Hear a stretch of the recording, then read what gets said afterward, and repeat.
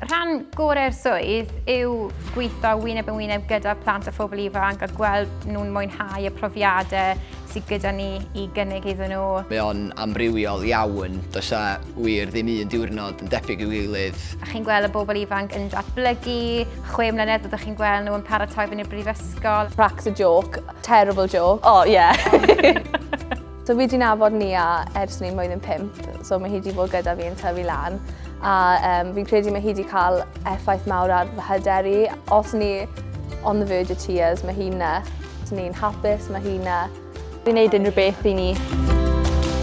Mae o'n gallu bod yn bob math o bethau os yn mynd ar dripiau, sesiynau gwahanol neu'n weithdai neu glybiau. Ni'n trio gwneud pethau fel coginio, neu ni'n cael pobl allan o'r mewn i roi cymwysterau iddyn nhw. Bo rhaid ti fod ar blaenau dy draed yn aml iawn. Mae cymaint o bethau da yn dod mas o waith Ieuenctid.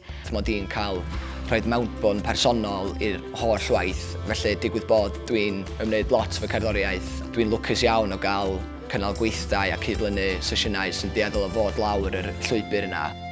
A gwybod taw chi sydd wedi rhoi'r profiadau a'r cyfleoedd yna yn beth hyfryd i weld.